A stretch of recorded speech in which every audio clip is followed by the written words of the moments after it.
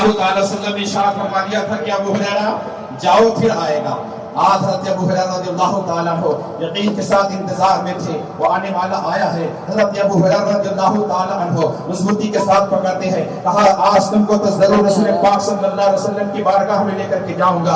عزیزان ملت اسلامیہ، آقا علیہ الصلوۃ والسلام کے فرمان کے مطابق آنے والا آیا ہے. حضرت ابو ہریرہ نے اسے پکڑ کر کے جب نبی پاک صلی اللہ علیہ وسلم کی بارگاہ میں لے جانے کی بات کہی ہے تو آنے والا کہتا ہے ابو ہریرہ آج میں وعدہ کرتا ہوں اب میں کل نہیں آؤں گا، میں بہت غریب انسان ہوں، عیالدار انسان ہوں، محتاج آدمی ہوں، آج میرے حال پر رحم کیجیے، مجھے چھوڑ دیجیے. حضرت ابو ہریرہ فرماتے ہیں آج بھی مجھے اس کی حالت پر رحم آ گیا، میں نے اسے چھوڑ دیا ہے. جب نبی کریم صلی اللہ علیہ وسلم کی بارگاہ میں حضرت ابو ہریرہ رضی اللہ تعالیٰ عنہ حاضر ہوتے ہیں تاکہ رات آنے والے شخص کا واقعہ حضرت ابو ہریرہ بیان فرمائیں گے. ابھی ابو ہریرہ کیا بیان فرماتے؟ آقا خود ارشاد فرماتے ہیں یا ابا ہریرہ ما فعل اسیرک البارحہ، یا ابا ہریرہ رات تمہیں جو چور پکڑا تھا اس کا کیا حال ہے؟ آقا علیہ الصلوۃ والسلام نے خود ہی ارشاد فرما دیا ہے رات جو آنے والا آیا تھا اس کا کیا ہوا. آقا خوب جانتے ہیں، اچھی طرح جانتے ہیں، لیکن پوچھ رہے ہیں. حضرت ابو ہریرہ حالت بیان فرما دیتے ہیں، واقعہ بیان فرما دیتے ہیں. نبی کریم صلی اللہ علیہ وسلم پھر ارشاد فرماتے ہیں ابو ہریرہ قد کذبک وسیعود، اس نے تم سے جھوٹ کہا ہے، جائیے وہ آج پھر آئے گا. اللہ اکبر. تیسرے دن بھی حضرت ابو ہریرہ رضی اللہ تعالیٰ عنہ اپنی ڈیوٹی پر مامور ہو گئے ہیں. کیا دیکھتے ہیں کہ آنے والا آتا ہے، بغیر پوچھے ہوئے اللہ اٹھانا شروع کر دیتا ہے، اناج لینا شروع کر دیتا ہے. 2 دن سے آیا ہے، کہتا ہے کہ پھر نہیں آؤں گا، اور پھر آج تیسرے دن بھی آ گیا ہے. حضرت ابو ہریرہ رضی اللہ تعالیٰ عنہ آج بڑی سختی کے ساتھ اسے پکڑتے ہیں اور کہتے ہیں آج تو میں تمہیں نہیں چھوڑوں گا، آج تمہیں ضرور میں رسول پاک صلی اللہ علیہ وسلم کی بارگاہ میں لے کر کے جاؤں گا. اللہ اکبر. اب اس شخص نے، آنے والے شخص نے دیکھا ہے کہ ابو ہریرہ کا مزاج آج الگ ہے، آج یہ چھوڑنے والے نہیں ہے. تو آنے والا شخص کہتا ہے اے ابو ہریرہ میں تمہیں ایسے کچھ کلمات سکھا دیتا ہوں کہ جب آپ بستر پر جائیں گے، پڑھ کر کے سو جائیں گے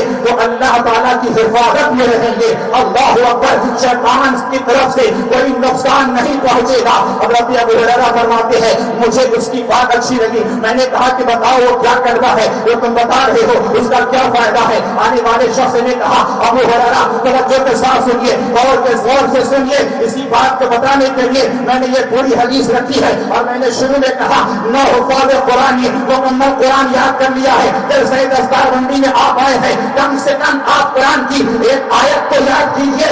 یہ آنے والا کہہ رہا ہے آپ اس کلمہ کو پڑھ کر کے سو جائیں گے، اس آیت کو پڑھ کر کے سو جائیں گے، اللہ کی حفاظت میں سوئیں گے. لوگ کہتے ہیں امام صاحب سوتے ہیں تو برا برا خواب دیکھتے ہیں، امام صاحب سوتے ہیں تو ڈراؤنا خواب دیکھتے ہیں. کوئی تعبیر دے دیجیے، کوئی وظیفہ بتا دیجیے. الحمدللہ قرآن سے پڑھ کر کے اور کیا وظیفہ ہو سکتا ہے؟ قرآن کی اس ایک آیت میں یہ ایسا وظیفہ ہے کہ آپ اگر پڑھ کر کے سو جائیں تو اللہ کی حفاظت میں رہیں گے، کوئی آپ کو نقصان نہیں پہنچائے گا، شیطان کی چال بھی نہیں چلے گی، شیطان بھی آپ کو کوئی نقصان نہیں پہنچا سکے گا. حضرت ابو ہریرہ نے پوچھا بتاؤ وہ کیا کلمہ ہے؟ آنے والے نے کہا ابو ہریرہ جب آپ بستر پہ جائیں سونے کے لیے رات میں تو آیت الکرسی شریف پڑھ کر کے سو جائیں. جب آپ آیت الکرسی پڑھ کر کے سو جائیں گے تو اللہ کی حفاظت میں سوئیں گے، شیطان کی چال اور شیطان کا کوئی نقصان آپ کو نہیں پہنچ سکے گا. اللہ اکبر. ابو ہریرہ فرماتے ہیں مجھے اس کی بات بہت اچھی لگی، میں نے چھوڑ دیا. جب صبح ہوئی بارگاہ رسول میں حاضر ہوا کہ رات کا واقعہ بیان کروں. حضور خود ارشاد فرماتے ہیں یا ابا ہریرہ ما فعل اسیرک البارحہ، اے ابو ہریرہ رات تمہارے قیدی کا حال کیا ہوا؟ حضرت ابو ہریرہ رضی اللہ تعالی عنہ پورا واقعہ بیان فرماتے ہیں. نبی کریم صلی اللہ علیہ وسلم ارشاد فرماتے ہیں اے ابو ہریرہ سنو اس نے جو تم سے بات کہی ہے، بات تو اس نے سچی کہی ہے، لیکن تمہیں معلوم ہے 3 دن سے جس سے تم گفتگو کر رہے ہو وہ آنے والا کون شخص ہے، اس کا نام کیا ہے؟ ابو ہریرہ فرماتے ہیں یا رسول اللہ اللہ بہتر جانتا ہے، اللہ کے رسول جانتے ہیں. آپ ارشاد فرماتے ہیں ابو ہریرہ سنو اس نے بات سچی کہی ہے، لیکن آنے والا وہ کوئی اور نہیں تھا، وہ شیطان تھا. کون تھا؟ آنے والا شیطان تھا. شیطان کو تو معلوم ہے جو بندہ آیت الکرسی پڑھ کر کے سو جاتا ہے وہ اللہ کی حفاظت میں سوتا ہے. لیکن بہت سارے مسلمان ہیں ان کو معلوم نہیں ہے. ورنہ وہ سوال کرتے ہیں امام صاحب برا خواب دیکھتے ہیں, ڈراؤنا خواب دیکھتے ہیں, کوئی وظیفہ بتا دیجئے. الحمد سونے کے اور بہت سارے وظیفے ہیں, یعنی سونے کے وقت پڑھنے کی بہت ساری دعائیں ہیں, لیکن ان وظیفوں میں سے ایک وظیفہ بخاری شریف کی حدیث ہے, جو آیت الکرسی پڑھ کر کے سو جاتا ہے نبی نے تصدیق فرما دی ہے تو وہ اللہ کی حفاظت میں سوتا ہے.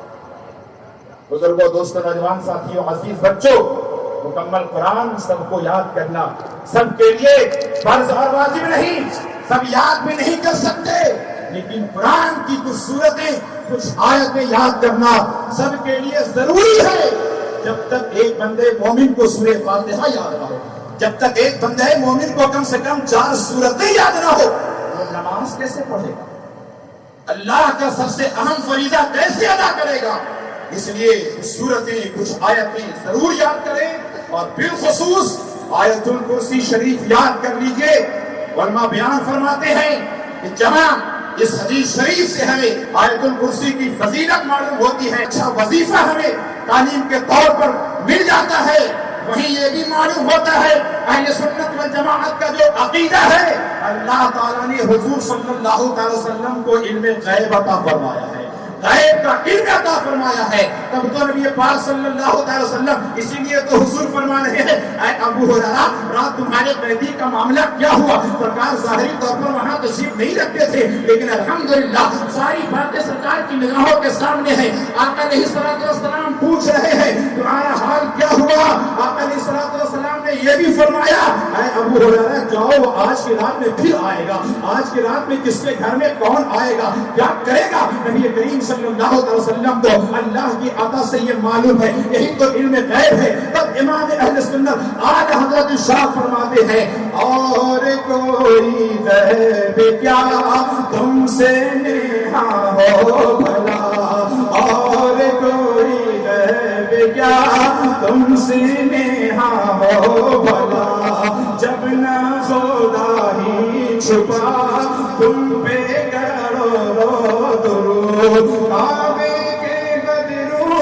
تجا تم پہ کرو درود, طیبہ کے شمس و ضحا تم پہ کرو درود.